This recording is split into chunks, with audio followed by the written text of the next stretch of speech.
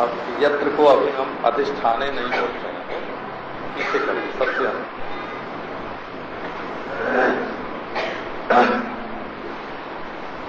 यत्र देशे यत्र काले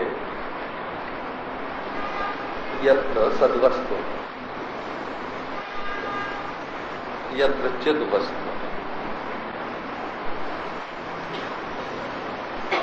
यत्र अनंते अपरिच्छिन्न यत्र। साफ है ना, ये सच्ची है कि नहीं कि आप नीचे बैठे हैं और हम ऊपर बैठे हैं,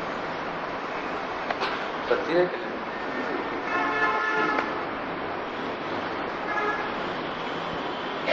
सच्ची है। लेकिन क्यों सच्ची है? क्योंकि आप अपने को शरीर मानकर यहां बैठ रहे हैं। आप नीचे वाला जो मंजिल है उससे ऊपर हैं कि नहीं? ऊपर बैठे हैं आप। छत से नीचे हैं कि नहीं? आप बाएं वाले के दाहिने हैं कि नहीं? और दाहिने वाले के बाएं हैं कि नहीं? कहाँ है? ऊपर हैं कि नीचे हैं? दाहिने हैं कि बाएं हैं? भीतर हैं कि बाहर हैं? हैं कहाँ? तो ये देश जो है ना, ये पूर्व पश्चिम उत्तर दक्षिण बाहर भीतर, इसको बोलते हैं देश। देश जिस पोल में आप बैठे हुए हैं, जो प्राच्य आदि व्यवहार, आप किस दिशा में हैं बताइए? आप पूरब में हैं कि पश्चिम में? आप उत्तर में हैं कि दक्षिण में? आप ऊपर हैं कि नीचे? आप बाएं हैं कि दाहिने? कहाँ हैं? तो ये सारी बात तब बनती है जब आप अपने को देह मान लेते हैं। तब तो आप दाएं भी हैं बाएं भी हैं, तब इसमें भी दाएं भी हैं बाएं भी हैं, ऊपर भी हैं नीचे भी हैं, बाहर भी हैं भीतर भी हैं, इसमें ये हालत है। और यदि जिस देश का ओर छोड़, जिस दिक् तत्व का ओर छोड़, उसमें आप सोचने लगे कि आप शरीरधारी रूप से आए, ये सारा दृष्टि का ही विलास है। आप सोचिए कहाँ है आप? किस स्थान, कौन सा स्थान है वो? आप पूर्व में हैं, पश्चिम में हैं, उत्तर में हैं, दक्षिण में हैं, बाहर हैं, भीतर हैं, दोनों में हैं, दिशा में हैं, विदिशा में हैं, कहाँ हैं? तो असल में दिक् तत्व में पूर्व पश्चिम ही कल्पित है। वैसे न्याय वैशेषिक में दिशा को तत्व माना जाता है, दिक् तत्व। पूर्व मीमांसा में भी दिक् तत्व है, लेकिन सांख्य और योग में दिक् तत्व नहीं है।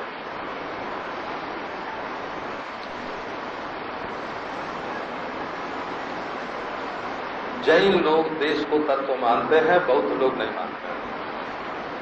अद्भुत है,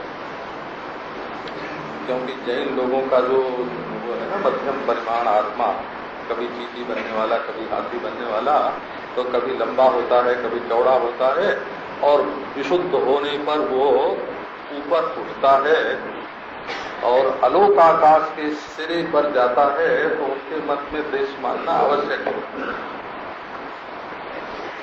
लेकिन बौद्ध मत में देश जो है वो बिल्कुल मानस तत्व है, वासनिक है, वो वासनिक प्रमाद मूलक है, अविद्या मूलक है। उनके यहाँ भी अविद्या, बौद्ध भी अविद्या शब्द का ही प्रयोग करते हैं। नैयायिक लोग मिथ्या ज्ञान शब्द का प्रयोग करते हैं। जो जो अविद्या शब्द का प्रयोग करता है, सांख्य अविवेक शब्द का प्रयोग कहाँ है आप? तो अब देखो, पूर्व पश्चिम उत्तर दक्षिण की जो कल्पना है, इसका कहीं ऊपर की ओर छोर है, उसके बाद कहीं नीचे की ओर छोर है, कहीं दाहिने बाएं ओर छोर है, तो अज्ञान हुआ। तो दाहिने बाएं भी अज्ञान है, ऊपर नीचे भी अज्ञान है? दिशा के दिक् तत्व के अज्ञात विस्तार में कल्पित जो पूर्व पश्चिम उत्तर दक्षिण ऊपर नीचे है, उसमें आपका शरीर बैठा है। तो ये कल्पना कैसे हुई? देहाभिमान। जब अपने को देह मान के बैठे, तब आपके ऊपर नीचे हो गया, पूर्व पश्चिम हो गया, बाहर भीतर हो गया। यदि आप किसी भी उपाय से अपने देहाभिमान को नष्ट कर सकें, तो ये नहीं हो।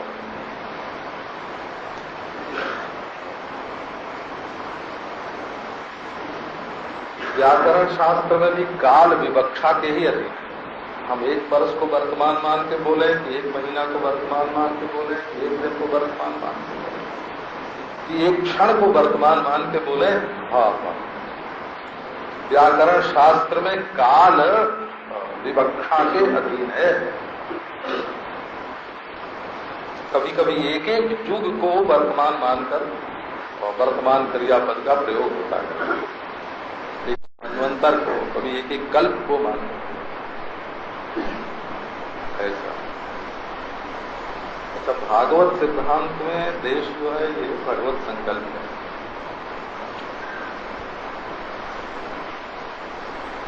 भागवत है तो उसका अर्थ ही हुआ कि वेदांत शास्त्र में ये जीव संकल्प है, अविद्या की वृत्ति है।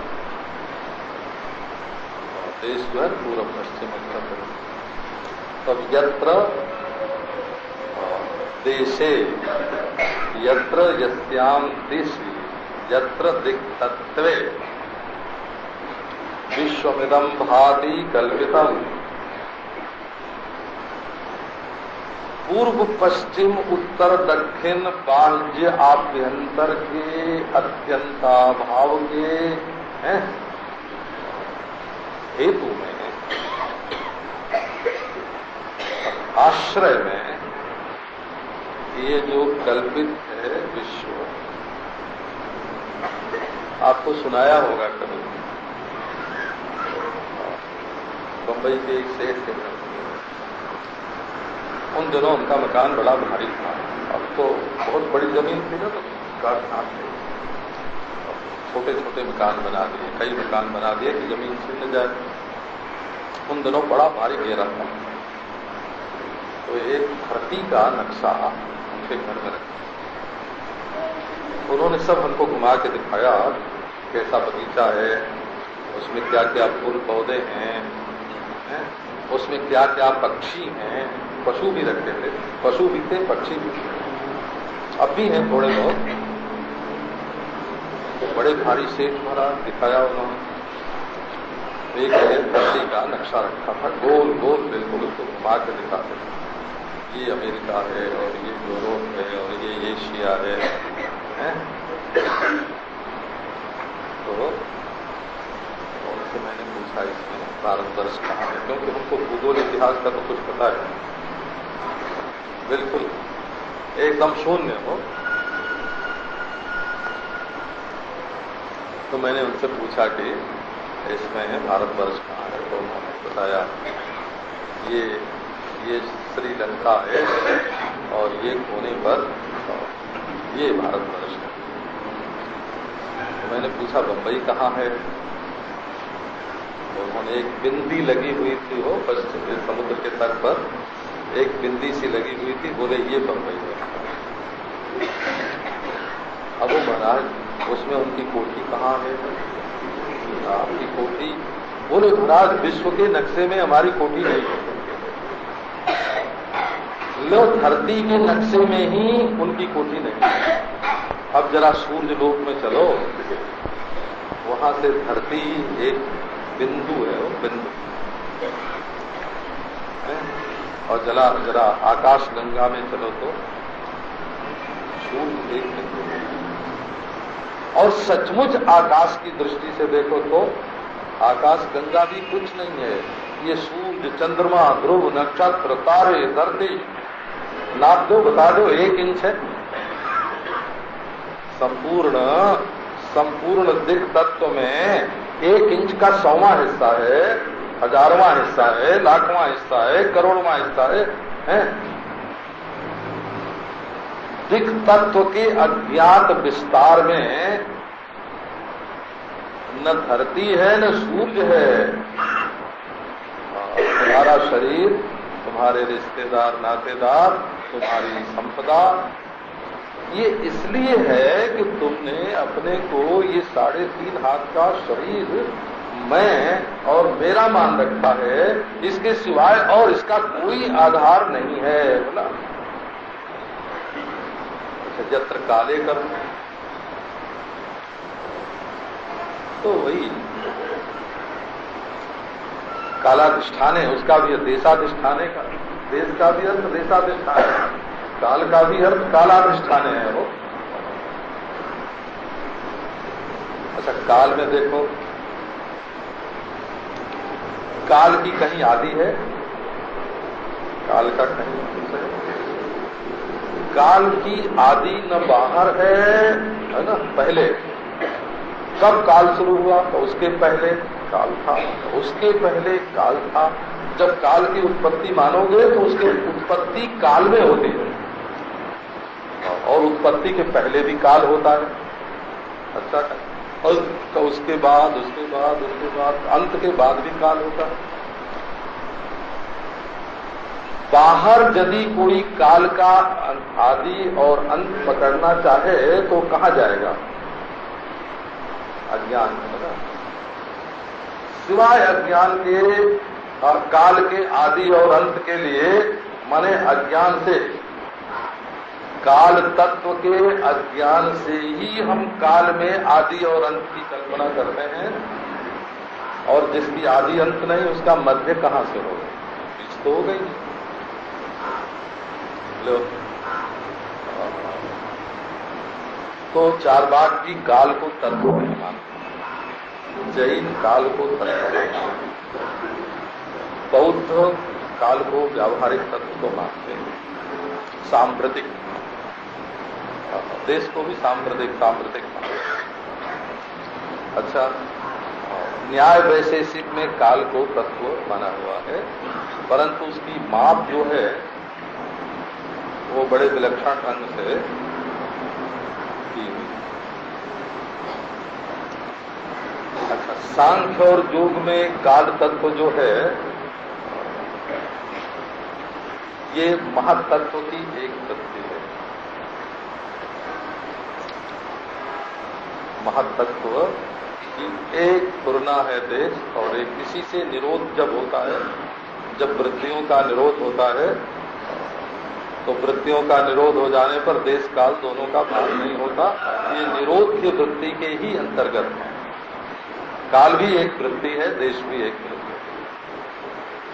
पूर्व मीमांसा में काल है, काल को तत्व मानते हैं।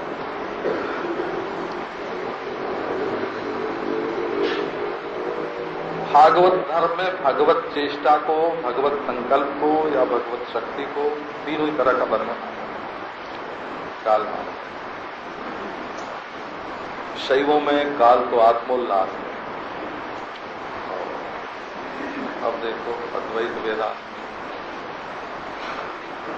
जब तुम अपने को काल में उत्पन्न और काल में नाशवान शरीर मानोगे,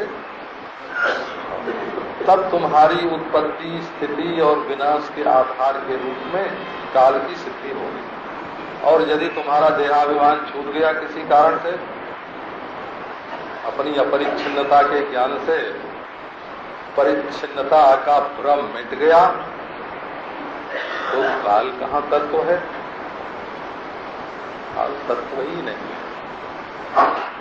तो किसी भी दृष्टि से हम 50 चीज ऐसी बता सकते हैं। कि देश दृष्टि से, काल दृष्टि से,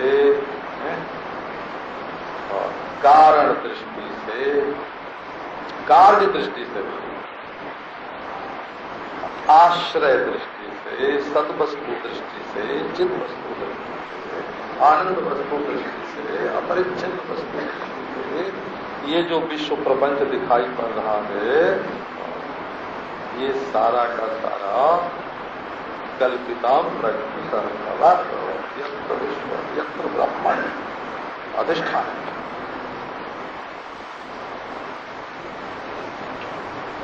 देहवान की नजर में क्या चीज है और एक अदेह की नजर में क्या चीज है, इसका फर्क समझना पड़ेगा। हमको एक बार क्या भ्रम हुआ, आपको क्या सुना, मोटर में चल रहे थे दिल्ली में। अब महाराज सारा मोहल्ला, एक एक मकान हरे हरे हरे हरे। मैंने पूछा, बाबा इतने दिन दिल्ली आते हो गया, मैंने ये मोहल्ला तो कभी देखा ही नहीं।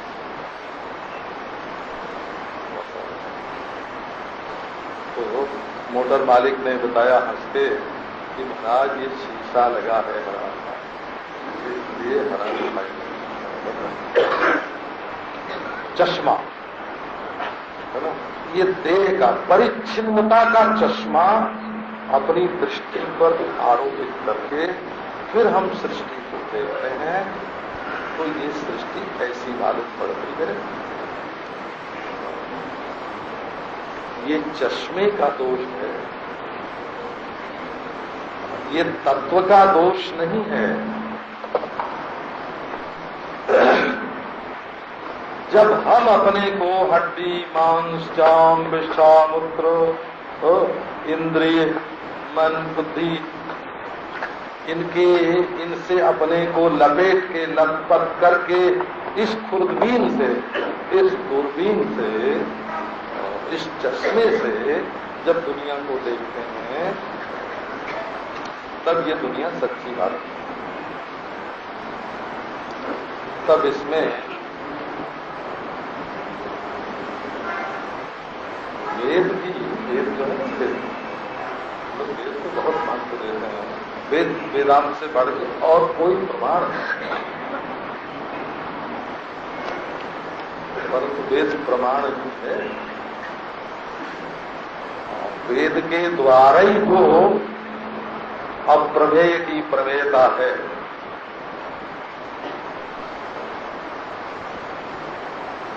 बतावें आपको, देश काल बतावें कहाँ है?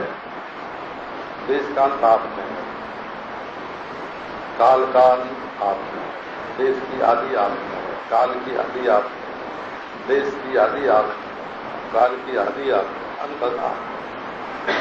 ये जितने नानात्व दिखाई पड़ते हैं, नानात्व का आदि और अंत कहाँ है? आप में है। नहीं तो अंतःकरण रहने पर मालूम पड़ते हैं, अंतःकरण सो जाए तो नहीं मालूम पड़ता है। अंतःकरण का सोना जागना भी आप में।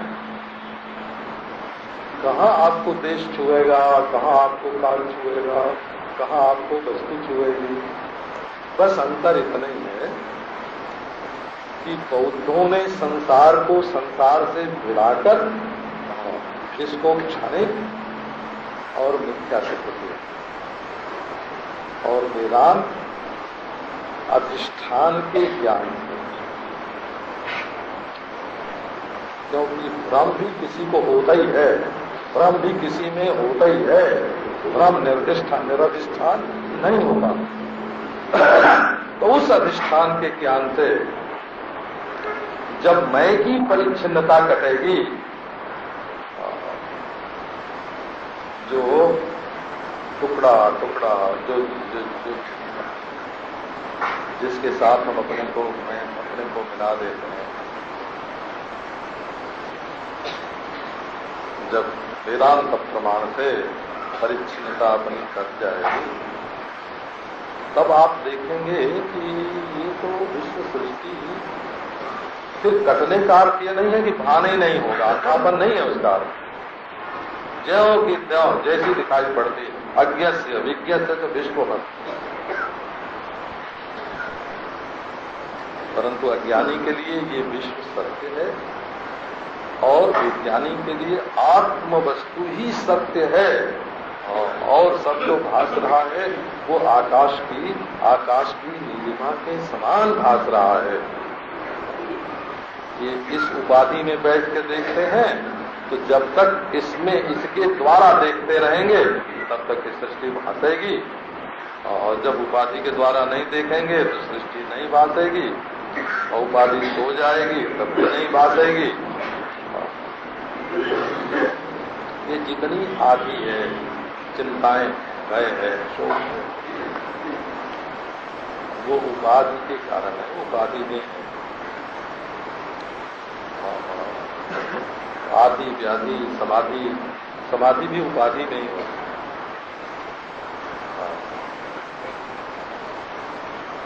ये आहित आदि बोलना, व्याधि बोलना, समाधि बोलना, उपाधि बोलना, इसमें जो आदि शब्द है ना वो आधान के अर्थ में, आधान के अर्थ में। आधानम आदि,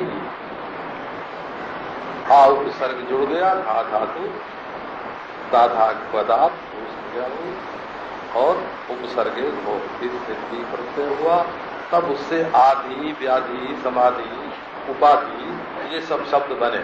ये सब के सब आहित हैं। आहित है माने आरोपित है। उपाधि भी अपने स्वरूप में अधिष्ठान में आरोपित है, और उपाधि में समाधि आरोपित है हो, और उपाधि में ही आदि व्याधि भी आरोपित हैं। और ये देश काल द्रव्य की जितनी भिन्नता है ये सब के सब औपाधिक। का उपाधि को मार दे का नहीं, वो मारना भी उपाधि। उपाधि को मारने से काम नहीं चलेगा। वो तो अधिष्ठान सर्वाधिष्ठान स्वप्रकाश सर्वावभाषक जो अपना स्वरूप है उसके बोध से आदि भी बाधित, व्याधि भी बाधित, समाधि भी बाधित, उपाधि भी बाधित। बाधित माने प्रतीत होते हुए भी ये अपने स्वरूप में कुछ नहीं है। ये निश्चय, इस निश्चय से अज्ञान की, इस निश्चय से अज्ञान की निवृत्ति।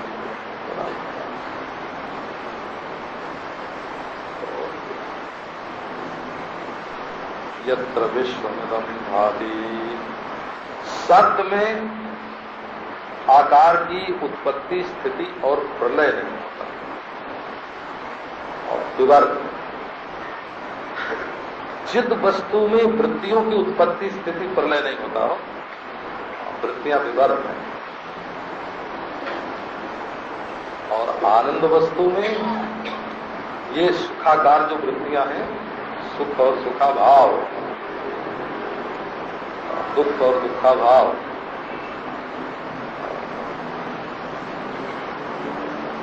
तो यदि अनेकता भाषित होती है तो वो सत वस्तु का वैवर्तिक उल्लास है। ऐसे हो वैवर्तिक उल्लास है। वृत्तियां भासती हैं तो वो चिद वस्तु का वैवर्तिक उल्लास है। यदि पृथक पृथक सुख भासते हैं तो आनंद वस्तु का वैवर्तिक उल्लास है। विवर्त है, विवर्त। न अन्य आकार हैं, न अन्य वृत्तियां हैं, न अन्य सुख हैं, न अन्य सुख के वेद का काम पूरा हो गया। वेद वेदांत का काम पूरा हो गया। यदा मनुगृहणाति, ये भागवत का श्लोक है। यदा मनुगृहणाति भगवान आत्मभाविता प्रजहाति तदा लोके विवेचो परिनिष्ठता। लोक वेद दोनों से न्यारे अतन्निरसनेन भवन्ति धना। वेद स्वयं बोलते हैं कि महाराज हम तो उस तत्व के अतिरिक्त जो कुछ है उसका निराश करने के लिए हैं। यदि तुम्हारे जेवर पर कोई मैल लग गई है तो पाउडर उसको दूर करने के लिए, छुड़ाने के लिए है। तुम्हारे शरीर पर मैल है तो साबुन उसको छुड़ाने के लिए है। कंघी बाल बनाने, बाल पैदा करने के लिए नहीं होती, बाल में जो उलझन है उसको छुड़ाने के लिए होती है। तो ये वेद भी जो है वो जब तक अज्ञान है तब तक कल्पित रूप से ही अनादि अनंत है।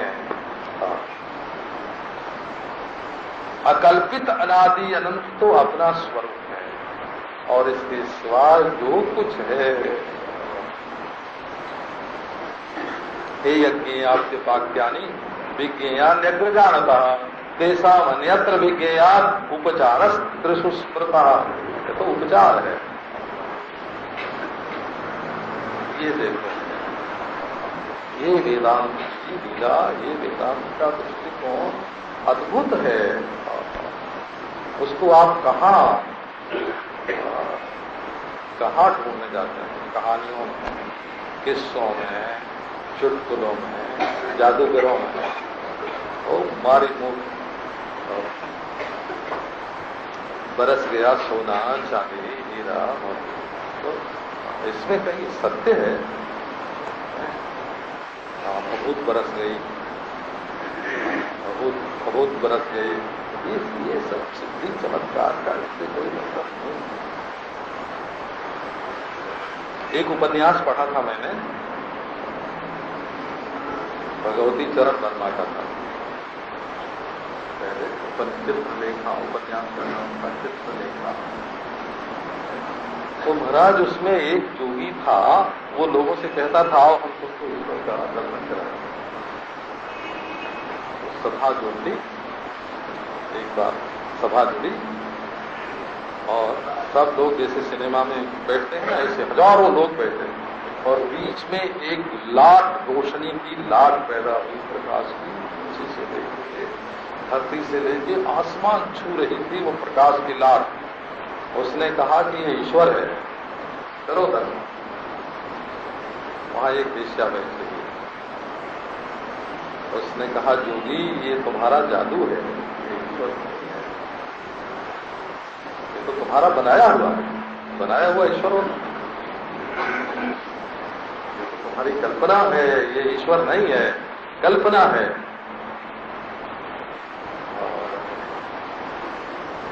वो नहीं,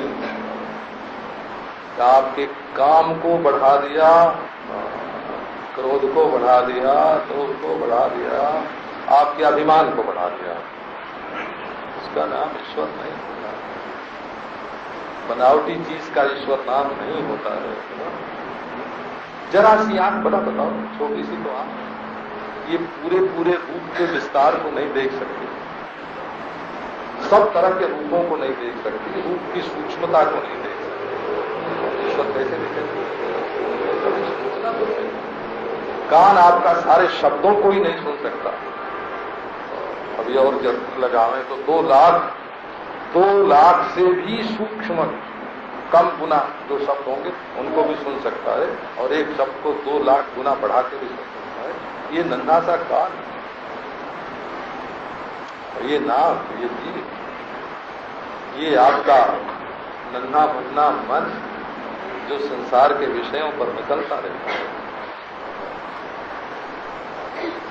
ये खिलौना बना सकता है। ये जो परमेश्वर का असली रूप है, प्रत्यक्ष चैतन्य आत्मा, देश काल वस्तु से अपरिचित, सुजातीय स्वगत भेद से शून्य, अद्वितीय, यत्र विश्वमिदं भाति कल्पितम रज्जु सर्पवत्। ये आप इन अपनी नन्ही मुन्नी इंद्रियों से चाहते हैं कि इसके पेट में परमात्मा आ जाए, अपने विक्षिप्त चंचल या स्थिर मन में चाहते हैं कि परमात्मा आ जाए। आप अपने बुद्धि का वैभव दिखाते हैं परमेश्वर के सामने। अरे बाबा, आपसे अलग होके ईश्वर आएगा तो दृश्य होगा, जड़ होगा, विनश्वर होगा, दुखदायी होगा। जब चला जाएगा तो दुख लेके जाएगा, जब आवेगा तो सुख लेके आवेगा, और जब जाएगा तो दुख लेके जाएगा। जब दृश्य होगा तो चेतन नहीं होगा, जड़ होगा। जब आने जाने वाला होगा तो अविनाशी नहीं होगा, विनाशी। अपने से अलग होगा तो पूरा नहीं होगा, अधूरा होगा। तब आओ परमात्मा का दर्शन। ये परमात्मा का साक्षात्कार कैसे? प्रत्यक्ष चैतन्य के रूप में अपने स्वरूप रूप से परमात्मा का साक्षात्कार होता है, और है ही वो वैसा। और अविद्या की ये जो मौसमी लोग आपको बरगलाते हैं, आपको पैसा देखते हैं कि इनके पास पैसा है, कैसे वो सब ठग विद्या है, वो ठग विद्या। असल में विद्या यही है, जया तदक्षरम अधिगम्यते, जिससे परमात्मा का अधिगम प्राप्त होता है, उसका नाम विद्या है। चमत्कार का नाम, जादू का नाम, समानता का नाम विद्या। ये ब्रह्म विद्या, इसको बोलते हैं वेदांत विद्या। एक अद्भुत बात है बोला। क्या अद्भुत बात है? संसार में जितनी मूर्तियां मानी जाती हैं या जितनी विद्याएं मानी जाती हैं, वो अपने प्रमेय का साक्षात्कार करा के बनी रहती है, वो बाधित नहीं होती। वेदांत विद्या ऐसी है कि जो अपने लक्ष्य का साक्षात करा करके स्वयं बाधित हो जाती है। निरसने न भवन्यथा। ऐसा कोई मजहब नहीं है बोला, कोई मजहब दुनिया में ऐसा नहीं है जो अपनी विद्या को ही बाधित कर सकता हो। ये अद्भुत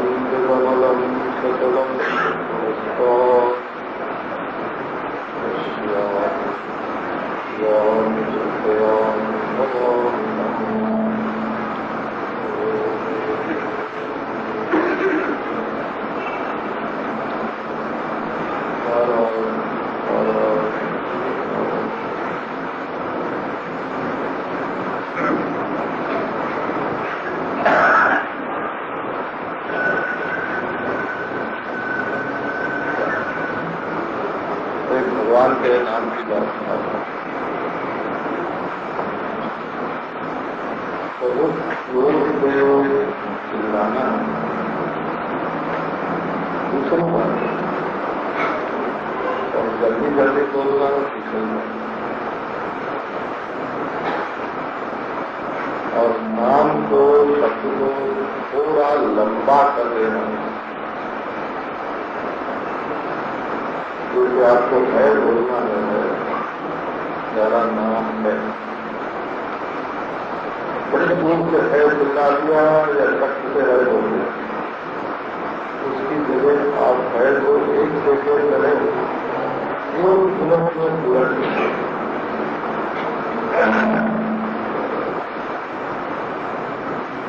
तो आपका मन एकाग्र हो गया। उतनी देर तक दूसरी कोई बात आपके मन में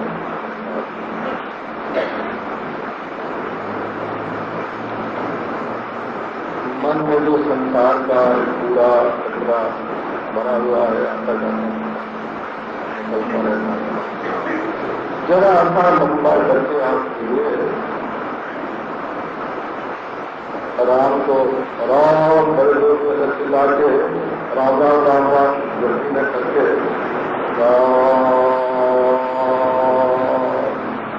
ऐसे बोलिए, आपके मन में एकाग्रता आ जाए।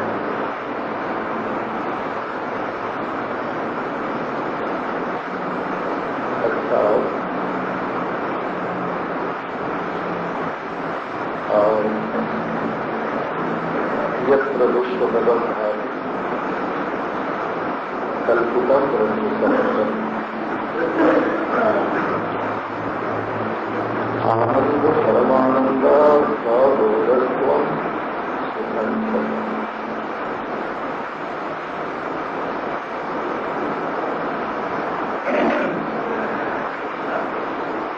ये कहते हैं कि आप सुख से व्यवहार कीजिए, सुखम तिष्ठ सुखम गच्छ, सुख से बैठो सुख से चलो।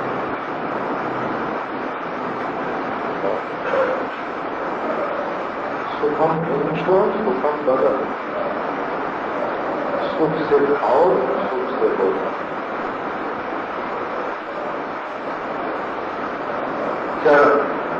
चरण चरगति रक्षायो,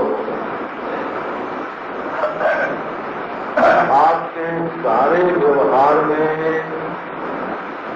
आपका जो सुख है वो करेंगे।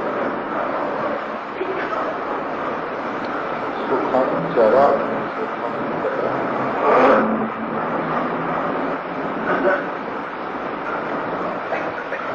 आप जो कुछ करते हो बोलते हो उसमें अपने आप को जागृत करते हो। ये व्यवहार जितना है वो अपने आप की अभिव्यक्ति है। जब चेहरा आपका लाल हो जाता है तो मतलब ये है कि आपके भीतर आग लगी। तब ऐसा बोलते हो कि दूसरा जल जाए, क्योंकि खुद जल रहे हो तो दूसरे को जलाते हो।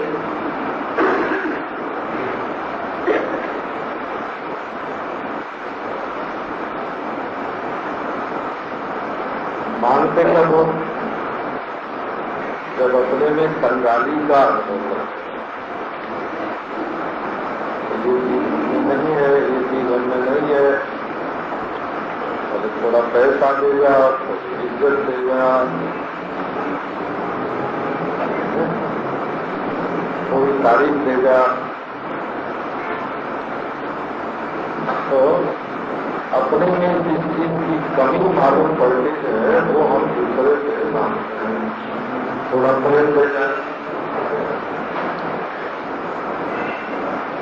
प्रेम मांगने की चीज नहीं है, प्रेम देने की चीज है।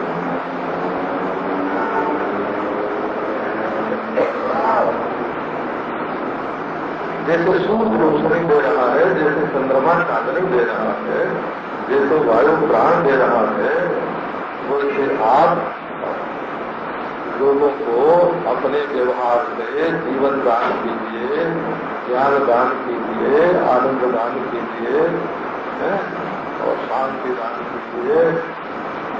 सुखम च,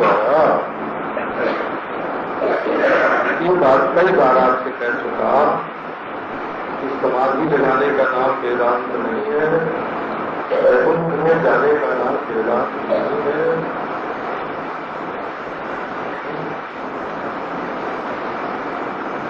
नंगा होकर घूमने का नाम वेदांत नहीं है। वेदांत तो अपने सच्चिदानंद घन आत्मदेव की अभिव्यक्ति, अभिव्यक्ति माने जागृति।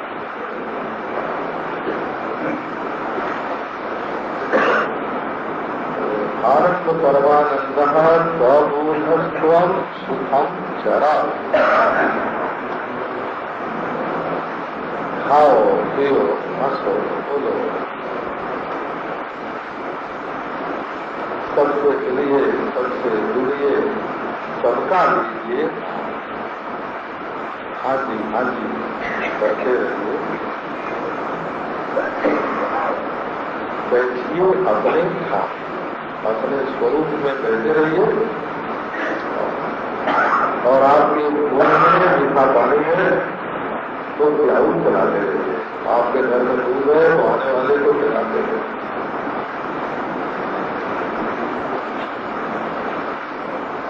सुखम जरा वेदांत व्यवहार की वो आंख बंद करके नहीं होता है, वो वैकुंठ में जाके नहीं होता है, समाधि में घुस के नहीं होता है, वो यज्ञशाला में बैठ के नहीं होता है। वेदांत वो है जो सड़क पर चलता है, जो आदेश में जाता है। ये लोगों का ये जो ख्याल है वेदांत कोई लौकिक व्यवहार से अलग ले जाने वाली चीज है। ये पति पत्नी को अलग अलग कर देगा, माँ बेटे को अलग अलग कर देगा, ये धन और धनी को अलग अलग कर देगा, तो ऐसा नहीं। सुखम जरा सुखपूर्वक जो व्यवहार है वो देखो वेदांत को बदलता है। तो उसके लिए दो बात ध्यान में रखनी है। एक तो ये संसार क्या है और दूसरे तुम क्या हो, दो बात बताएं।